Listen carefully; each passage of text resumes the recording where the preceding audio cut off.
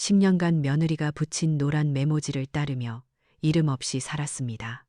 아들의 침묵 속에서 저는 그저 투명인간이었죠. 하지만 저를 요양원으로 보내려는 그들의 진짜 속마음을 알게 된 날, 저는 결심했습니다. 이 지긋지긋한 고부 갈등을 제 손으로 끝내기로요. 저의 조용한 반격이 시작됩니다. 내 나이 73, 서울살이 10년째예요. 강남 한복판. 이 레미안 아파트 창밖으로 보이는 풍경은 여전히 낯설기만 하죠.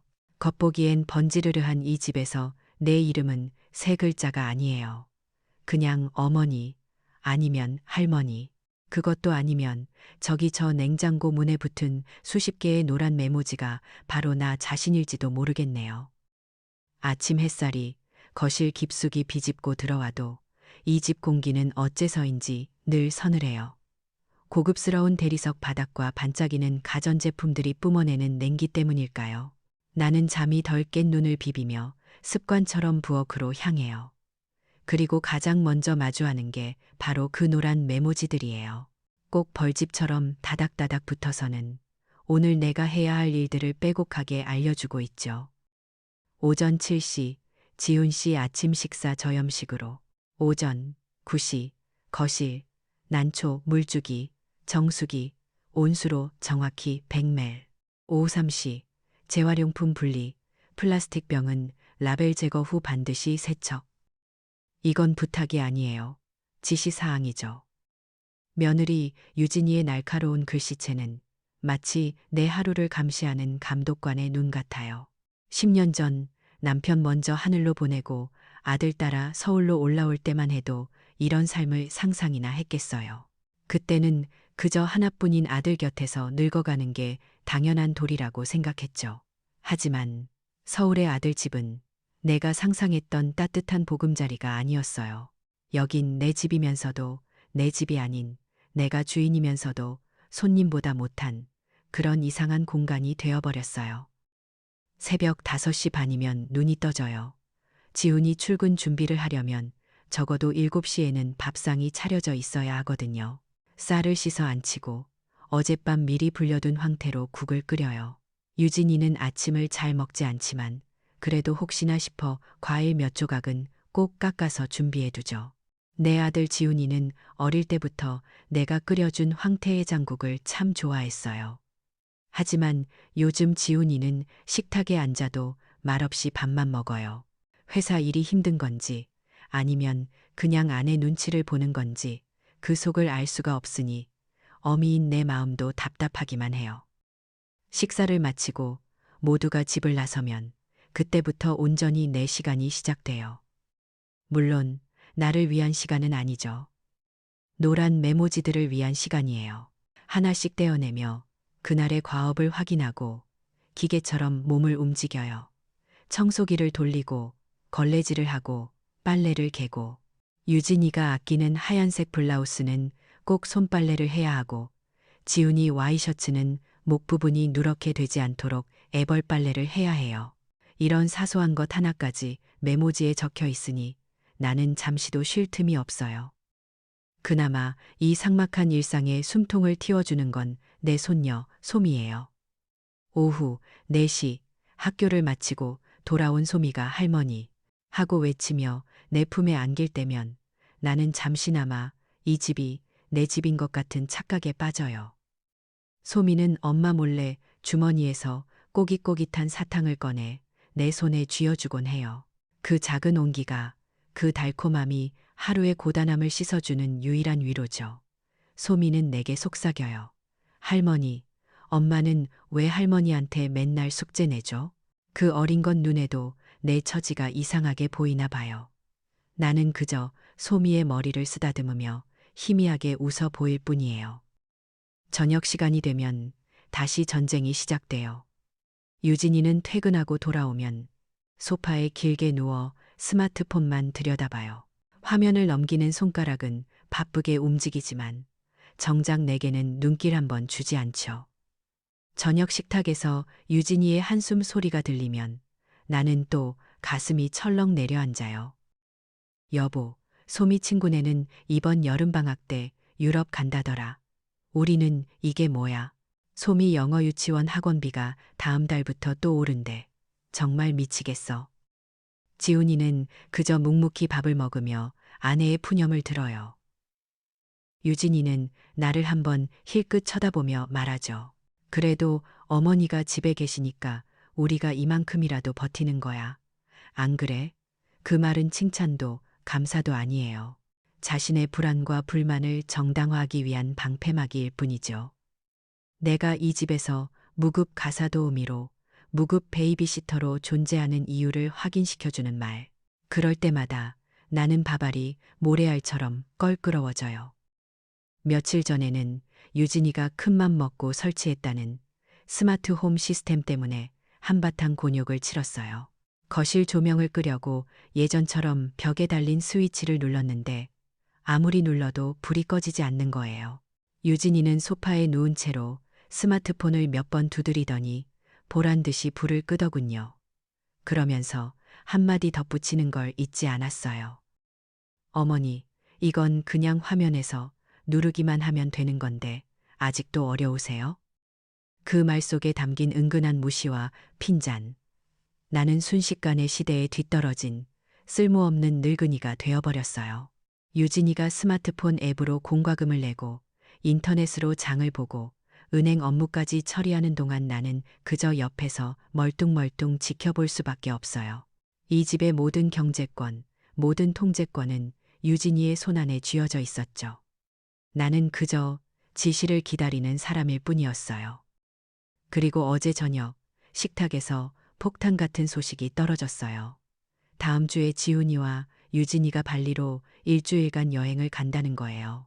결혼기념일 기념으로 큰맘 먹고 예약했대요. 들뜬 유진이의 목소리와는 달리 내 심장은 차갑게 가라앉았어요. 유진이는 활짝 웃으며 내게 말했어요. 어머니, 저희 없는 동안 집이랑 솜이 잘 부탁드려요. 그러면서 그녀는 식탁 위로 두툼한 노란색 포스트잇 뭉치를 내밀었어요. 평소보다 훨씬 더 두꺼운 뭉치였죠. 그 순간 나는 아무 말도 할 수 없었어요. 지난 10년간 돌처럼 단단하게 굳어있던 내 무표정한 얼굴 위로 아주 미세한 균열이 가는 소리가 들리는 것 같았어요. 아주 작지만 분명한 파열음이었죠. 나는 조용히 고개를 끄덕였어요. 내 안에서 무언가 아주 오랫동안 잠들어 있던 것이 서서히 눈을 뜨고 있었거든요. 아들 내외가 발리로 떠나기 전까지의 며칠은 평소보다 더 바쁘게 흘러갔어요. 유진이는 온종일 자기 방에서 나오지 않고 노트북과 스마트폰을 들여다보며 면세점 쇼핑 목록을 만들거나 여행 계획을 짜느라 분주했죠. 거실에서는 지훈이에게 보내는 유진이의 들뜬 목소리가 끊이지 않았어요. 평소에는 생활비 걱정에 한숨만 쉬던 사람이라고는 믿기지 않을 정도였죠. 그날은 유진이가 부탁한 재킷을 세탁소에서 찾아오던 길이었어요. 현관문이 살짝 열려 있었고 안에서 두 사람의 대화 소리가 새어나왔죠.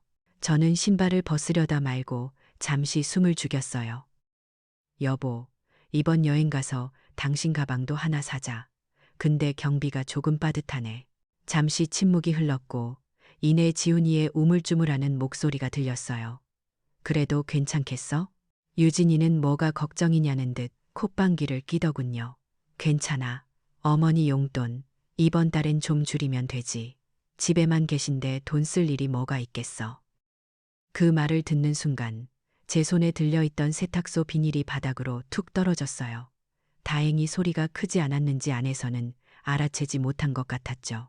저는 떨리는 손으로 비닐을 다시 주워들고 아무렇지 않은 척 안으로 들어갔어요. 심장이 쿵쿵거리고 손끝이 차가워졌지만 제 얼굴은 10년간 그랬던 것처럼 아무 표정이 없었을 거예요. 용돈 몇 푼이 아까워서가 아니에요. 그 돈은 어차피 제가 이 집 살림을 하며 고스란히 다 쓰는 돈이었으니까요. 저를, 이 집의 어머니를 그저 비용을 줄일 수 있는 항목 정도로 취급하는 그 태도가 제 가슴에 서늘한 비수처럼 밝혔어요. 며칠 뒤 저녁상이었죠. 저는 오랜만에 실력 발휘를 좀 했어요. 부산 기장에서 직접 공수해온 미역으로 들깨 미역국을 끓이고 영덕에서 올라온 댁에 살을 발라내어 부드러운 볶음 요리를 만들었죠. 모두 지훈이가 어릴 때 참 좋아하던 음식들이에요. 아들이 맛있게 먹는 모습을 보면 제 마음도 좀 풀릴까 싶었거든요. 하지만 제 기대는 여지없이 무너졌어요. 유진이는 국을 한 숟가락 뜨자마자 미간을 찌푸렸어요. 어머니, 이 국 너무 짜요. 요즘 저염식이 대세인 거 모르세요? 그리고 들깨는 칼로리가 얼마나 높은데. 저는 가만히 대답했어요. 그래도 이건 옛날부터 우리 집안 대대로 내려온 방식인데 내 시아버지도 참 좋아했단다. 유진이는 숟가락을 탁 내려놓으며 제 말을 잘랐어요. 그건 아버님 세대 방식이고요. 지금은 시대가 변했어요. 어머니, 인터넷에 나온 유명한 셰프들 레시피 좀 보고 배우세요. 전통과 현대, 정성과 효율. 그 두 개의 가치가 저녁 식탁 위에서 위태롭게 맞서고 있었어요. 제가 평생을 바쳐 지켜온 것들이 유진이의 스마트폰 화면 속 정보들 앞에서 낮고 비과학적인 것으로 전락하는 순간이었죠. 가치관의 전쟁은 거기서 끝나지 않았어요. 발리 여행을 다녀오면 곧 추석이었거든요. 저는 조심스럽게 제사 이야기를 꺼냈어요. 올해는 배도 더 좋은 걸로 사고 정성껏 음식을 장만해야겠다고요. 그러자 유진이는 기다렸다는 듯 태블릿 PC를 제 앞으로 쓱 밀었어요. 화면에는 화려한 제사상 사진들이 가득했죠. 어머니, 보세요. 요즘은 이렇게 온라인 차례상 서비스가 얼마나 잘 되어 있는데요. 클릭 몇 번이면 집으로 다 배달해줘요. 시간 낭비, 돈 낭비할 필요가 없다니까요. 유진이는 명절 증후군, 더는 참지 마세요 같은 인터넷 뉴스 기사 제목들을 손가락으로 짚어가며 제게 보여주었어요. 마치 제가 시대를 따라가지 못하는 구세대라는 걸 증명이라도 하려는 듯이요. 이렇게 간편하고 좋은 세상인데 왜 사서 고생하세요? 그 말은 저를 위한 걱정이 아니었어요.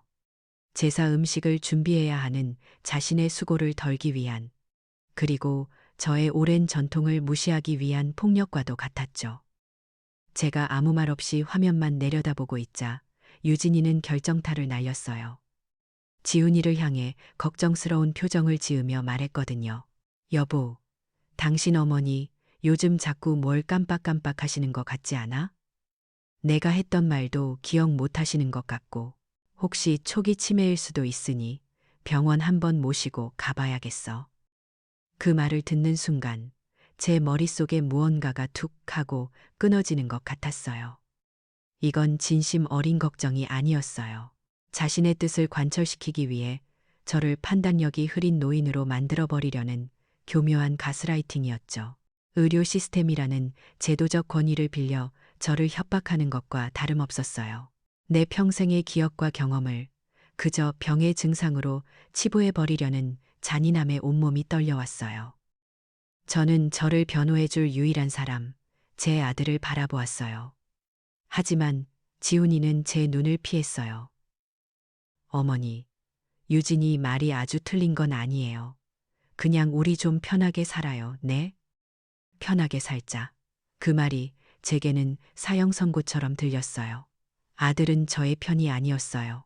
아들은 그저 아내와 자신 사이의 평화를 원했고 그 평화를 위해 기꺼이 늙은 어미의 존엄을 제물로 바칠 준비가 되어 있었던 거예요.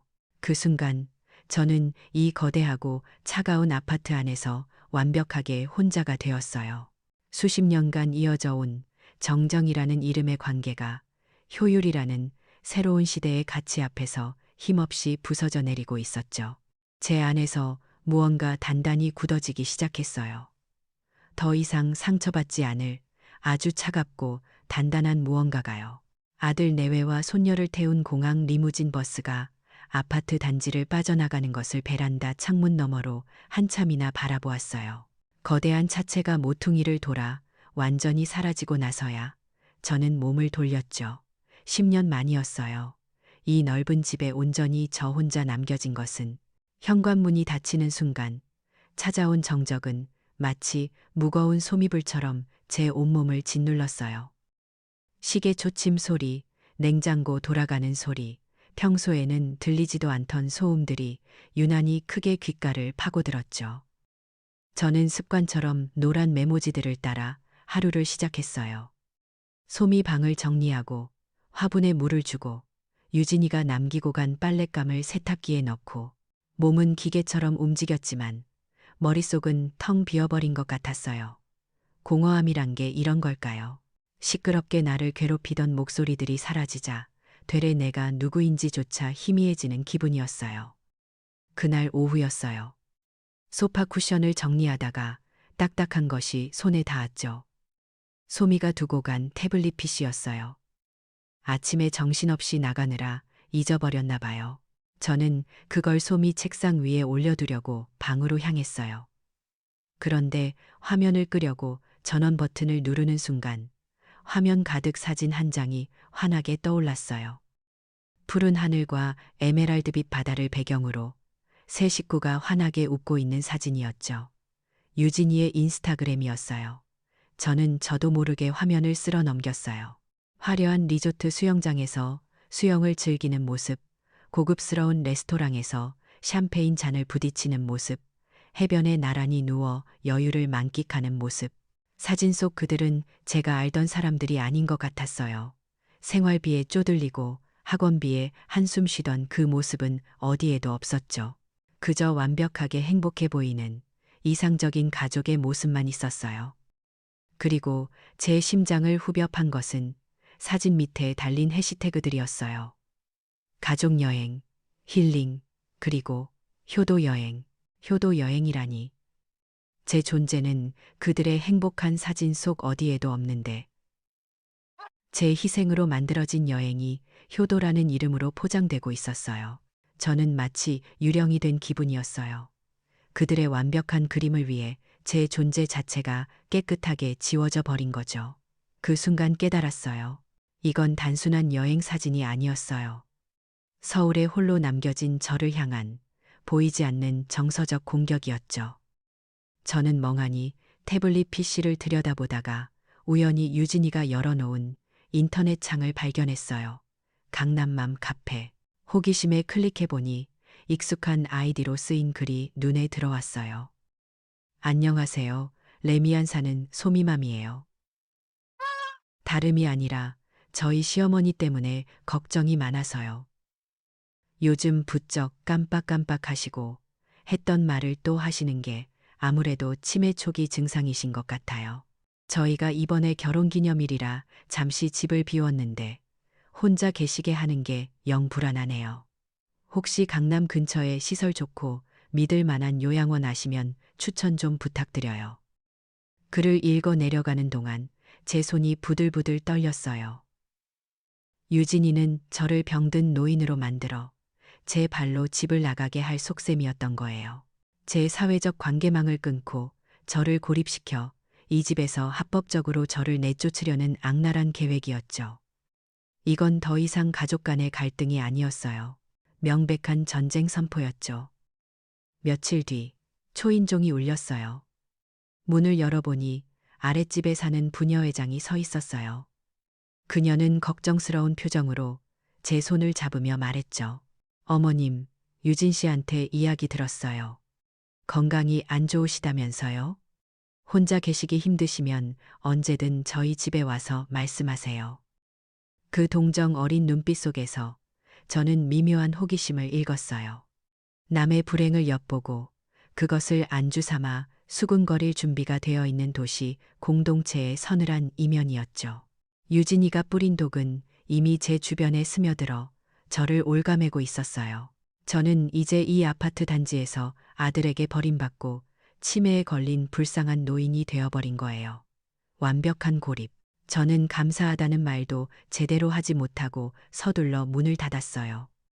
그날 밤 저는 잠을 이룰 수 없었어요. 희망이 보이지 않았어요.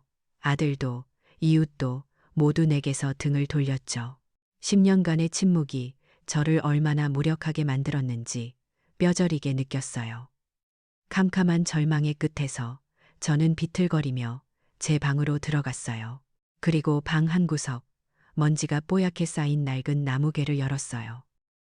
끼익 하는 소리와 함께 궤가 열리고 오래된 나프탈렌 냄새와 함께 제 과거의 시간들이 모습을 드러냈어요. 그 안에는 제가 시집올 때 가져온 빛바랜 이불과 함께 두툼한 서류 봉투 하나가 들어 있었죠. 떨리는 손으로 봉투를 열자 누렇게 변색된 아파트 매매 계약서가 나왔어요. 그리고 그 계약서 소유주란에 선명하게 찍힌 제 이름 석자. 박, 선, 자. 저는 그 이름을 손가락으로 몇 번이고 쓸어보았어요. 어머니도 할머니도 아닌 온전한 제 이름이었죠. 계약서 옆에는 젊은 시절 남편과 함께 찍은 흑백 사진이 있었어요. 부산 자갈치 시장 한 구석에서 악착같이 돈을 모아 처음으로 우리 이름으로 된 집을 장만하고 기뻐하던 그날이었죠. 우리는 이 집이 우리 가족의 든든한 울타리가 되어줄 거라고 믿었어요. 사진 속 남편의 환한 미소와 계약서에 찍힌 제 이름을 번갈아 바라보는데 뜨거운 눈물이 뺨을 타고 흘러내렸어요. 이건 슬픔의 눈물이 아니었어요. 지난 10년간 잃어버렸던 제 자신을 되찾은 억울함과 분노가 뒤섞인 눈물이었죠. 유진이도 심지어 내 아들 지훈이도 잊고 있었던 사실. 이 집은 그들이 나를 가두고 통제하던 이 공간은 애초부터 그들의 것이 아니었어요. 평생을 바쳐 내가 일궈낸 나의 것이었죠. 눈물이 그치자 제 마음속을 가득 채웠던 절망과 공포가 차갑게 식어내렸어요. 그리고 그 자리에는 강철처럼 단단하고 서늘한 무언가가 자리 잡았죠.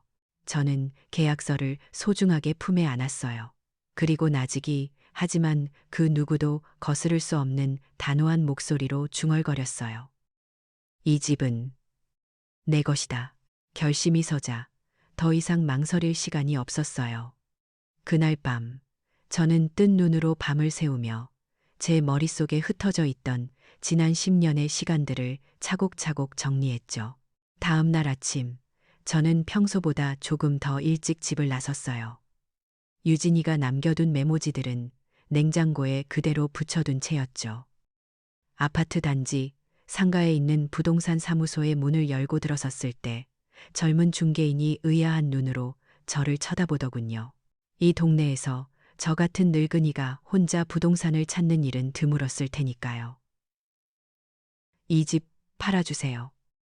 제 말에 그는 서류와 제 얼굴을 몇 번이고 번갈아 쳐다봤어요.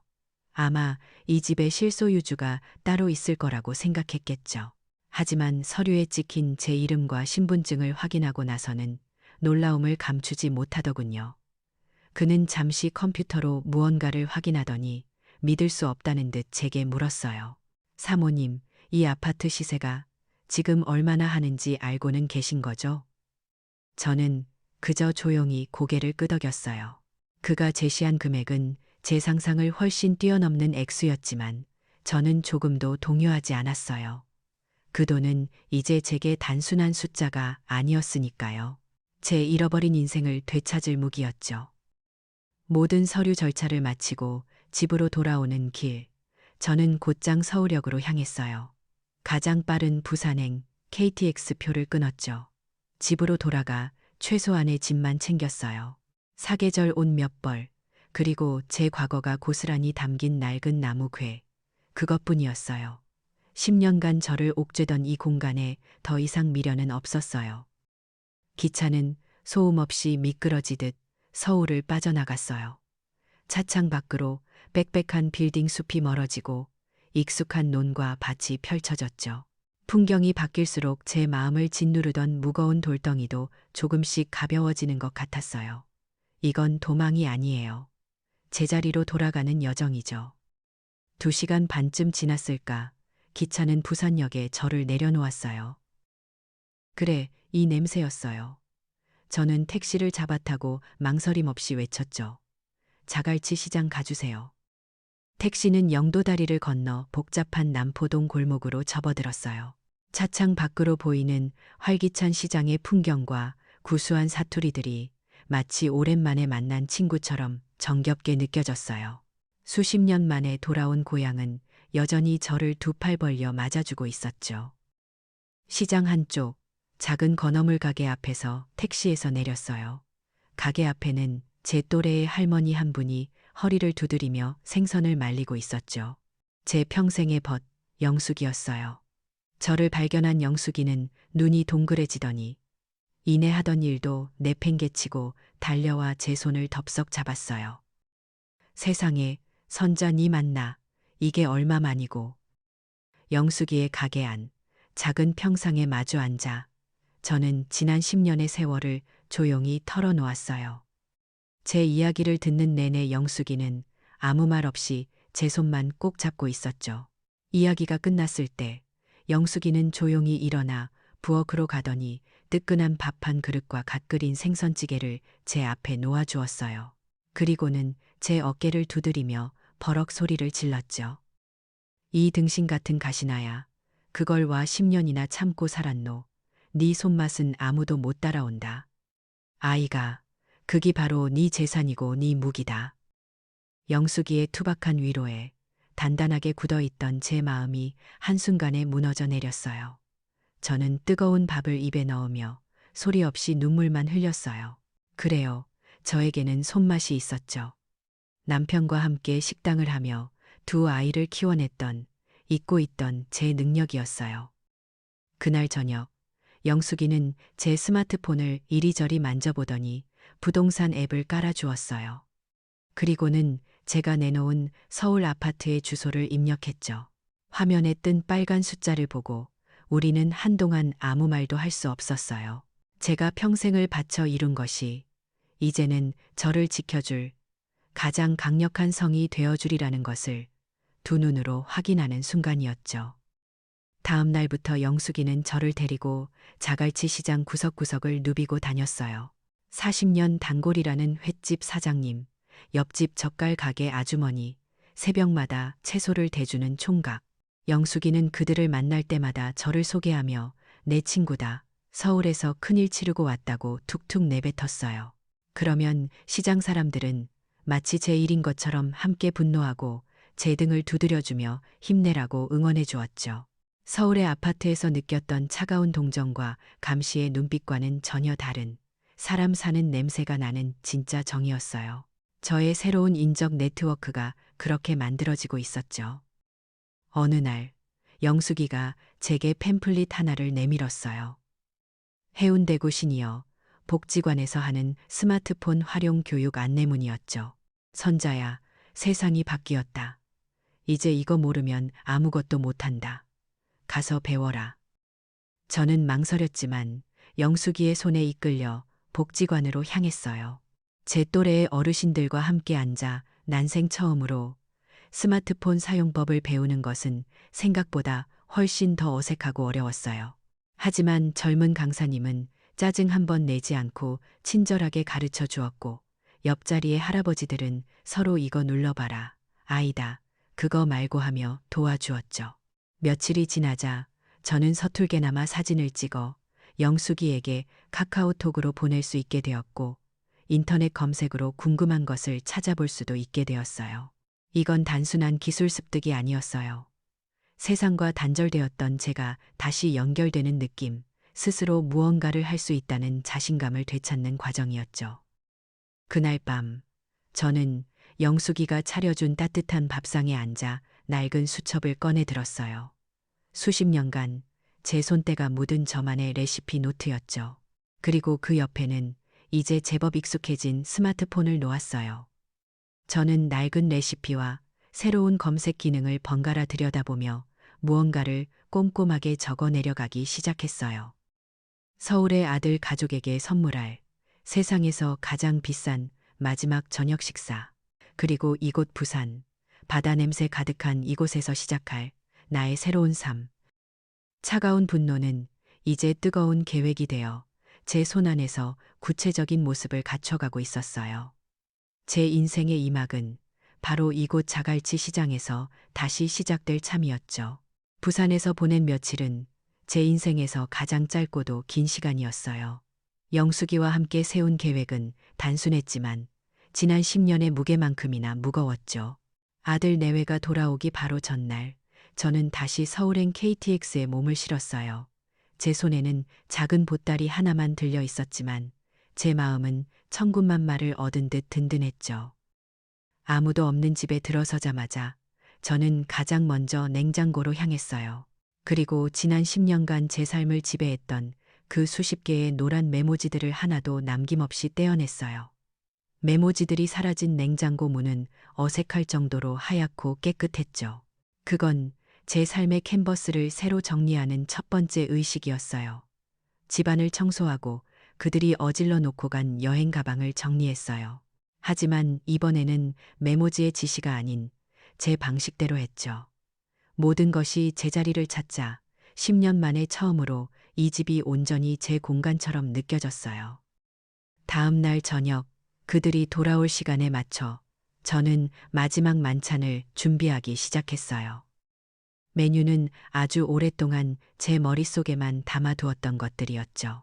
유진이가 질색하던 구수한 청국장, 손이 많이 가지만 지훈이가 어릴 때 가장 좋아했던 갈비찜, 그리고 제가 직접 담근 파김치와 갓 지어 김이 모락모락 나는 흰쌀밥. 이건 그들을 위한 식사가 아니었어요. 지난 세월 동안 잃어버렸던 어머니의 밥상을 되찾는 저 자신을 위한 의식이었죠. 현관문 비밀번호 누르는 소리가 들리고 피곤함과 만족감이 뒤섞인 얼굴에 새 식구가 들어섰어요. 집안에 가득한 음식 냄새에 지훈이와 유진이는 잠시 놀란 표정이었죠. 어머니, 이게 다 뭐예요? 무슨 날이에요? 지훈이의 물음에 저는 그저 평온하게 웃으며 식탁으로 안내했어요.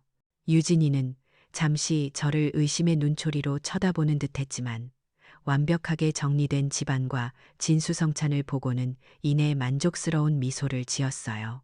아마도 자신의 관리와 교육이 드디어 효과를 봤다고 생각했겠죠. 식사는 화기애애한 분위기 속에서 시작되었어요. 지훈이는 허겁지겁 갈비찜을 먹으며 역시 어머니 음식이 최고라며 엄지를 치켜 세웠고, 유진이는 발리에서 사온 명품 가방 이야기를 늘어놓느라 정신이 없었죠. 저는 그저 묵묵히 그들의 모습을 지켜보았어요. 폭풍 전의 고요함, 모든 것이 완벽하게 무르익기를 기다렸죠. 디저트로 내놓은 과일까지 다 먹어갈 무렵이었어요. 유진이가 만족스러운 한숨을 내쉬며 소파에 기댈 준비를 할 때 저는 조용히 냅킨으로 입을 닫고 젓가락을 내려놓았어요. 그리고 제 평생의 침묵을 깨는 첫 마디를 꺼냈죠. 나 이 집 팔았다. 식탁의 모든 소음이 거짓말처럼 멎었어요. 공기마저 얼어붙는 것 같았죠. 지훈이는 무슨 농담이냐는 듯 어색하게 웃었고, 유진이는 얼굴이 하얗게 굳어갔어요. 어머니, 지금 무슨 말씀을 하시는 거예요? 저는 말없이 가방에서 서류 한 장을 꺼내 테이블 위에 올려놓았어요. 부동산 매매 계약서 사본이었죠. 제 이름 석자와 선명한 빨간 도장이 찍혀 있는. 한 달 뒤에 새 주인이 들어올 거다. 너희도 이제 슬슬 나갈 준비해야지. 그제야 상황 파악이 된 유진이가 자리에서 벌떡 일어나 소리쳤어요. 누구 마음대로요. 이 집이 어머니 거라고 해도 어떻게 저희랑 상의 한마디 없이 이럴 수가 있어요. 저는 그런 유진이를 차갑고 조용한 눈으로 올려다보며 말했어요. 내 집, 내가 파는데 누구 허락이 필요한가? 지난 10년간 단 한 번도 들어본 적 없는 제 단호한 목소리에 유진이는 잠시 할 말을 잃은 듯 보였어요. 하지만 이내 이성을 잃고 절규하기 시작했죠. 그 절규는 제 귀에 천둥 소리처럼 밝혔어요. 그럼 이제 집안일은 누가 하고 소미는 누가 봐줘요? 아, 드디어 나왔군요. 제가 10년을 기다려온 그 진심. 그녀에게 저는 가족이 아니었어요. 존중해야 할 시어머니가 아니었죠. 그저 인건비 안 드는 가사도우미, 편리한 보육 교사였을 뿐이에요. 그녀의 절규는 지난 세월 동안 저를 어떻게 취급해왔는지 스스로 고백하는 완벽한 자백이었어요. 권력 관계는 그 순간 완벽하게 뒤집혔죠. 저는 자리에서 일어나 제 방으로 향했어요. 미리 싸둔 작은 여행 가방과 낡은 나무 궤를 끌고 나왔죠. 망연자실한 지훈이와 분노와 절망으로 일그러진 유진이의 얼굴을 마지막으로 한번 쳐다보고 저는 조용히 현관문을 열고 나섰어요. 10년간 저를 가두었던 감옥에서 제 발로 걸어 나오는 순간이었죠. 장면은 바뀌어 다시 부산. 서울의 차가운 공기와는 전혀 다른 생선 비린내와 사람들의 활기가 뒤섞인 자갈치 시장의 아침이에요. 저는 서울집을 판 돈으로 시장 근처 볕이 잘 드는 작은 상가 하나를 얻었어요. 그리고 그곳에 선잔의 손맛이라는 간판을 내걸었죠. 영숙이와 시장 사람들이 자기 일처럼 나서서 가게 꾸미는 것을 도와주었어요. 처음에는 작게 시작했어요. 매일 아침 시장에서 가장 신선한 재료를 사와서 제가 가장 자신 있는 반찬 몇 가지만 만들었죠. 기장 미역으로 만든 자른 미역볶음, 짭조름한 기장식 멸치젓갈, 그리고 주말에는 특별 메뉴로 동네 파전을 붙였어요. 제 요리에는 기교는 없었지만 정성과 세월의 지혜가 담겨 있었죠. 가게는 금세 입소문이 나기 시작했어요. 처음에는 영숙이와 시장 상인들이 팔아주다가 곧 동네 아주머니들의 발길이 이어졌죠. 그러던 어느 날 영숙이네 손녀가 제 반찬 사진을 예쁘게 찍어서 인스타그램이라는 곳에 올려주었어요. 저는 그게 뭔지도 몰랐지만 며칠 뒤 기적 같은 일이 일어났죠. 한 젊은 엄마가 부산 맘카페에 제 가게를 소개하는 글을 올린 거예요.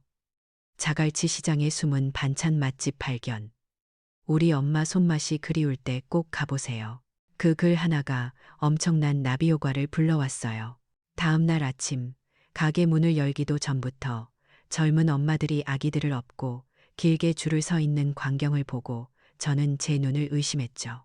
그날 이후 선잔의 손맛은 매일같이 오픈런을 해야 하는 동네 명물이 되었어요.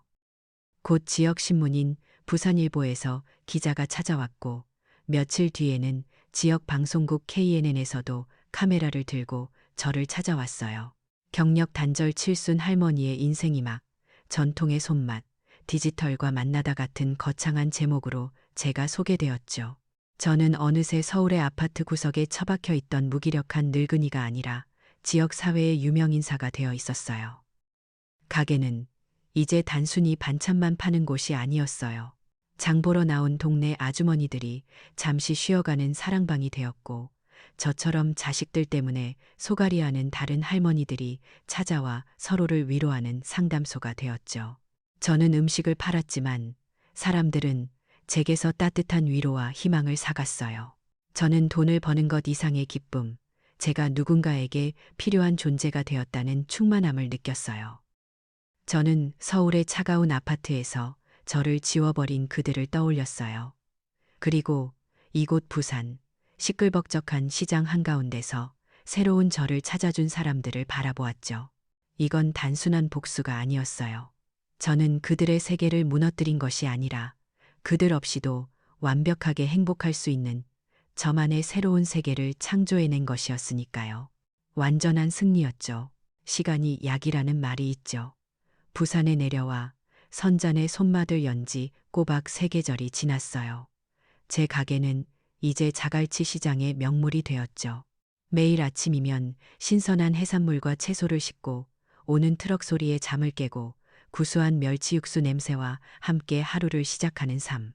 10년간의 서울살이가 마치 까마득한 전생의 일처럼 느껴질 정도였어요. 저는 더 이상 노란 메모지에 갇힌 유령이 아니었어요. 저는 박선자, 이 가게의 주인이자 제 인생의 온전한 주인이었죠. 가게가 안정되자 저는 새로운 도전을 시작했어요. 영숙이와 뜻을 모아 해운대구 시니어 복지관과 함께 우리 동네 시니어 창업스쿨을 열었거든요. 제가 겪었던 시행착오, 장사 노하우, 그리고 무엇보다 나도 할 수 있다는 용기를 저와 비슷한 처지의 다른 어르신들과 나누고 싶었어요. 처음에는 서너 명으로 시작했던 작은 교실이 입소문이 나면서 수십 명이 청강을 오는 인기 강좌가 되었죠. 제 가게 주방에서 직접 비법을 전수하고 수강생들이 만든 반찬을 함께 맛보며 서로를 격려하는 시간은 제게 또 다른 살아가는 이유가 되어 주었어요. 어느 날은 지역 구청장까지 찾아와 제 손을 잡고 좋은 모델을 만들어 주어 고맙다고 격려하는데 어깨가 으쓱해지기도 했죠. 저는 이제 단순히 제 한 몸 건사하는 것을 넘어 다른 이들의 삶의 작은 등불 하나를 밝혀주는 사람이 되어가고 있었어요. 그러던 어느 가을날이었어요. 가게 마감 준비를 하고 있는데 문 앞에 낯익은 그림자 3개가 서 있었죠. 한눈에 봐도 서울에서의 생활에 찌든 기색이 역력한 지훈이와 유진이, 그리고 그 뒤에 숨어 제 눈치를 살피는 손녀 소미였어요.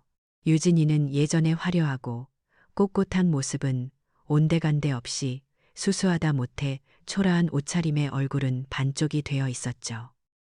가게 안으로 들어선 3사람은 한동안 아무 말도 하지 못했어요.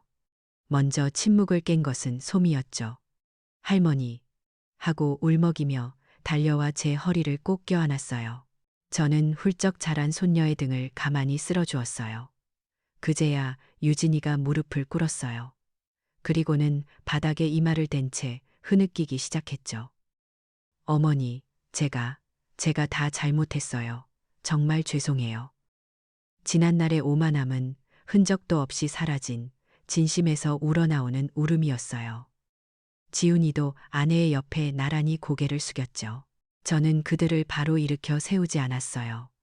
그들에게는 지난 10년의 과오를 스스로 돌아볼 시간이 필요했을 테니까요. 한참의 시간이 흐른 뒤 저는 조용히 말했어요. 일어나거라. 배고프지? 밥부터 먹자. 저는 그들을 가게 안쪽, 제가 쓰는 작은 식탁으로 안내했어요.